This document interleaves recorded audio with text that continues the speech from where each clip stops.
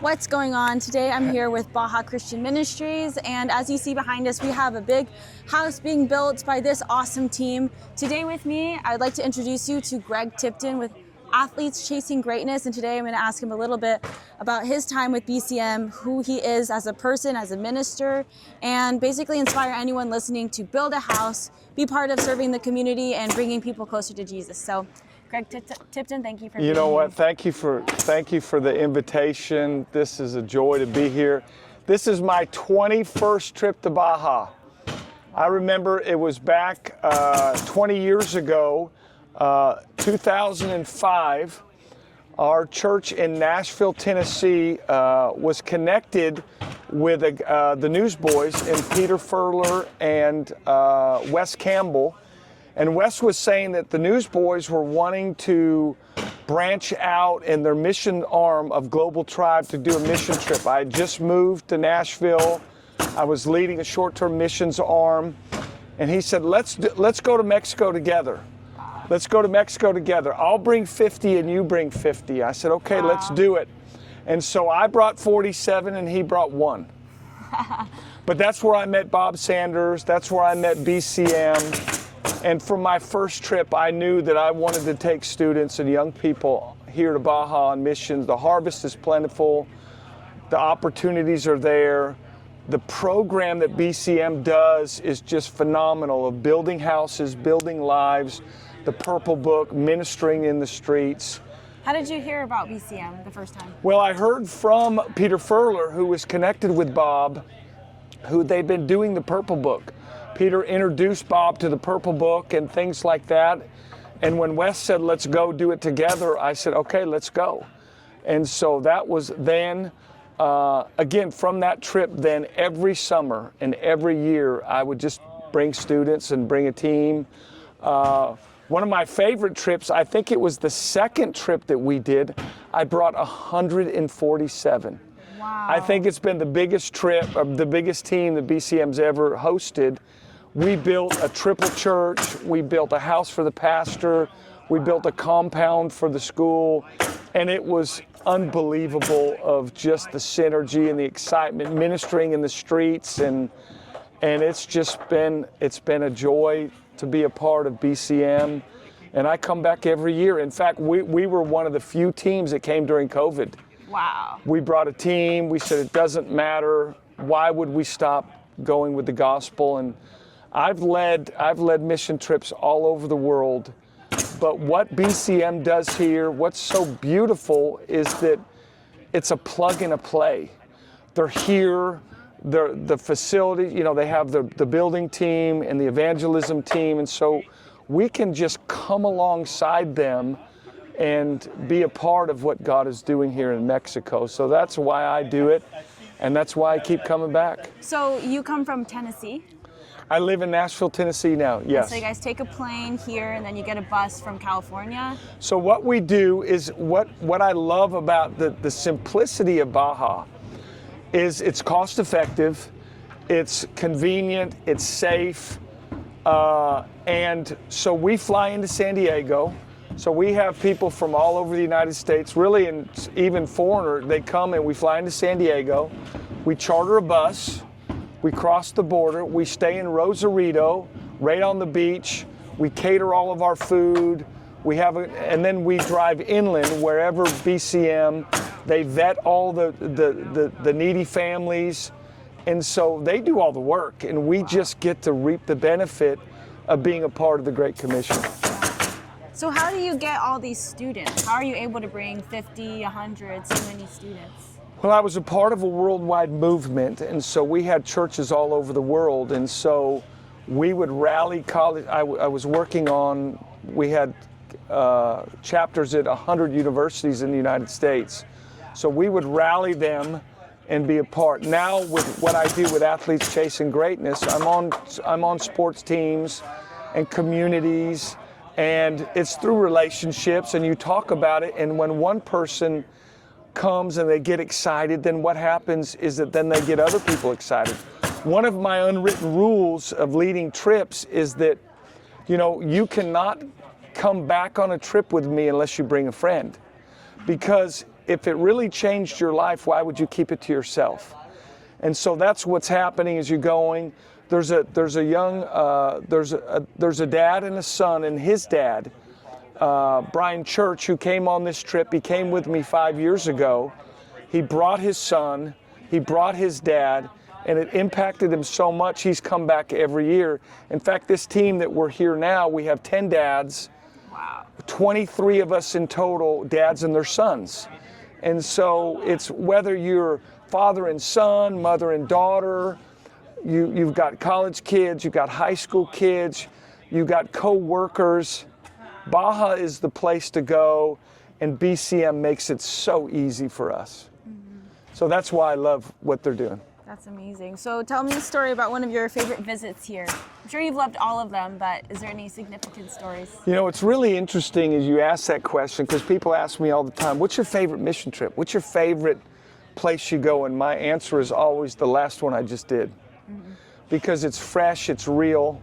I remember one time we were in the streets doing some ministry with some college kids, and we were ministering, and you know, I mean, we've all heard the story. If you've ever been to Baja, and Bob Sanders started it, now Eric and the team do it, but it kind of was, you know, I work in college ministry, I'm with teams all the time, but when Bob said all we're going to do is we're going to go up, knock on a door and say, hello, my name's Greg from the United States. We're here with some good news and a gift for you. We're going to meet over at the tree in 5 minutes. And I was going, oh my gosh, what is he talking? This is not going to work. And within 5 minutos, which was really like 30 minutes in Spanish time, there was 100 people there.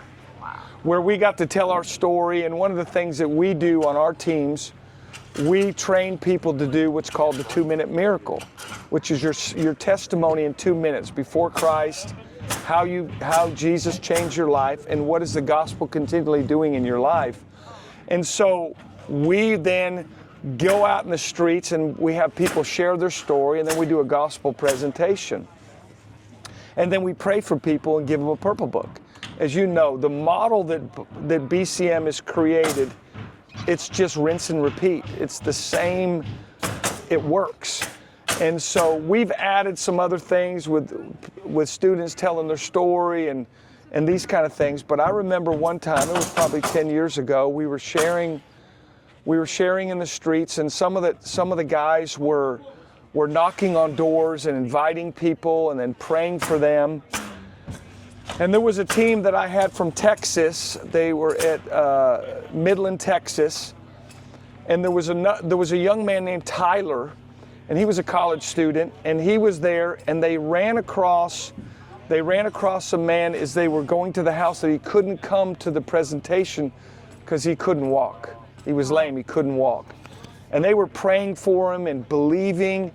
And I'll remember that night, because one of the things that we do on our teams is after we get home for the night, we have a recap and we worship and we talk about what happened that day after a meal. And all of a sudden, Tyler and their team began to weep of like, man, we prayed for this guy and nothing happened. We prayed in faith.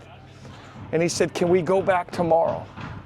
They went back the very next day and met this man again, and they prayed for him again.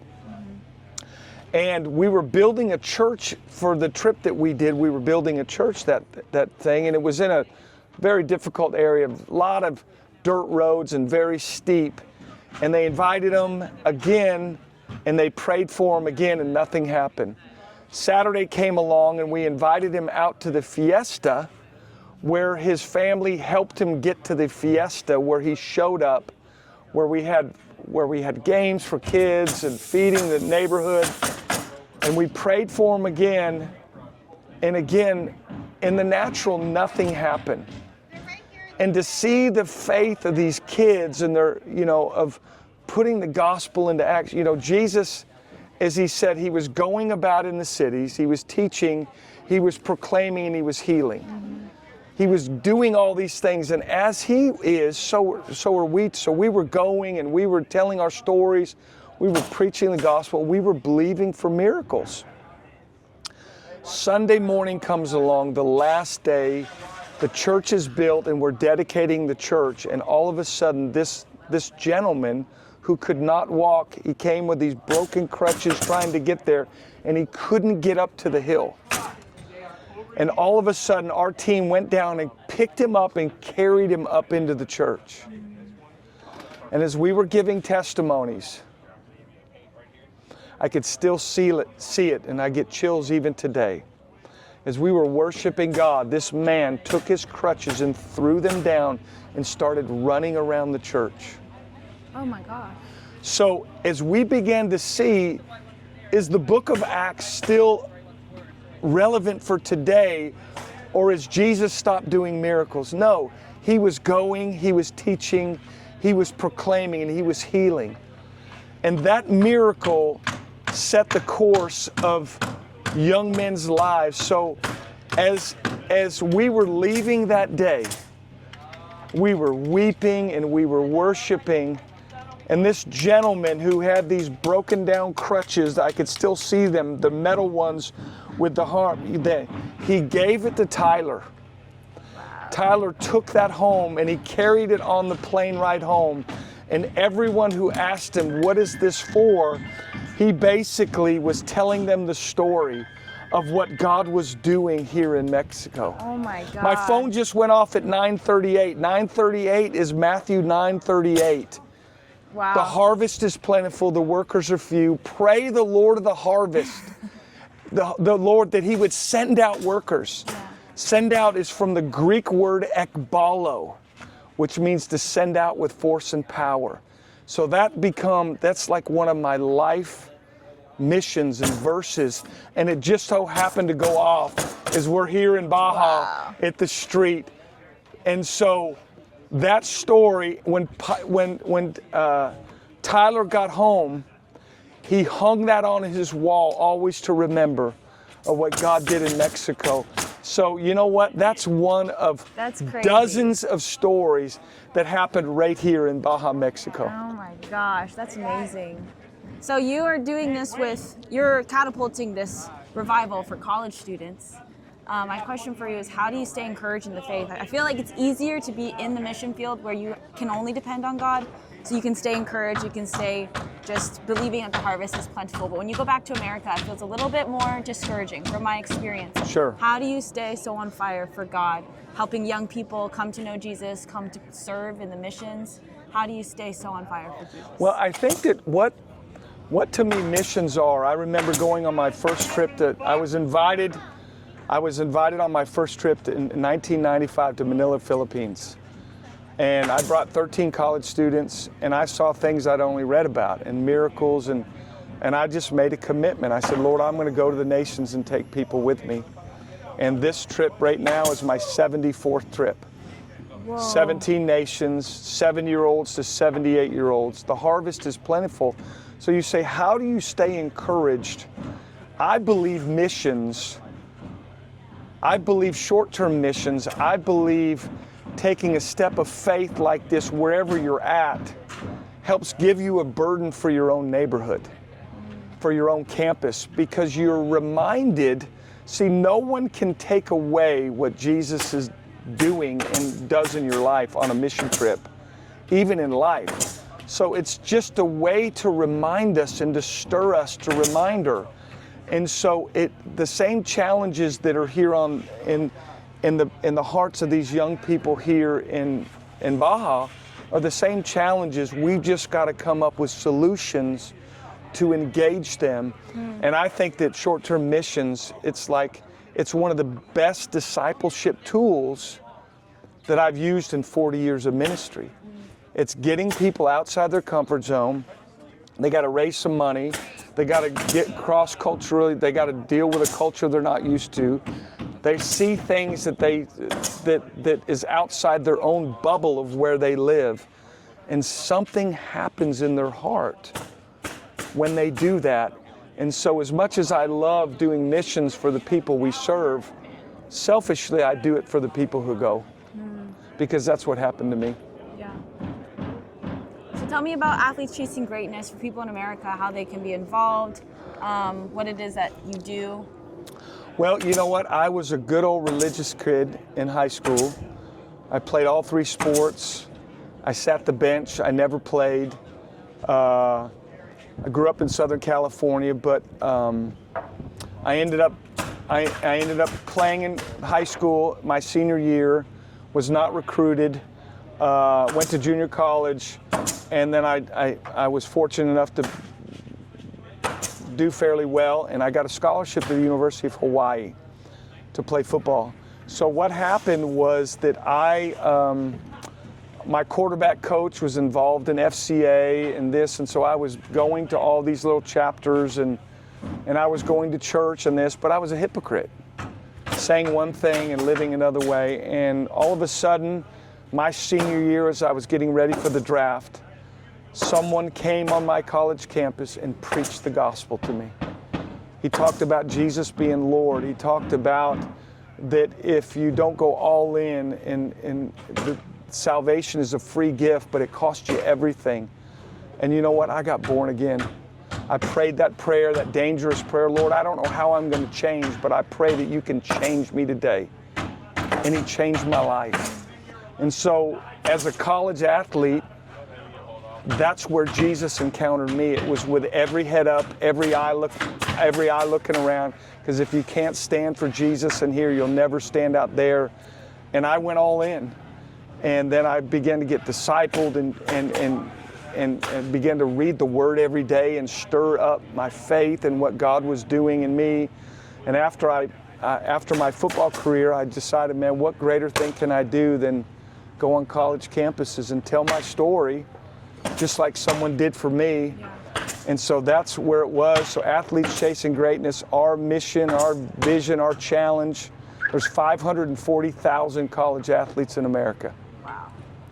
There's 18.2 million college students. Athletes are the leaders.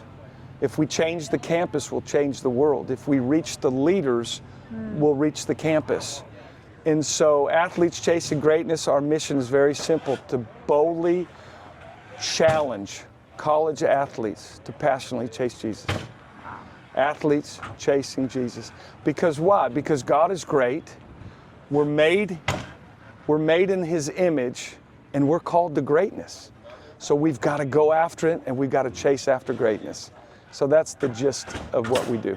Wow, thank you so much. Good. Thank you so much. Check him out on Instagram. Do you have a website? Website is acgreatness.org. Our handle is athletes_chasing_greatness. And let's go. Yeah, and he is one of the OGs with Baja Christian Ministries. No one has come on as many trips as him, bringing as many people from all different ages. So just be inspired by him. If you want to bring a team, bring a group of friends, just take a risk when it comes to these missions. They're so impactful even when they're short, and it could really be anyone. So again, thank you so much. You're welcome.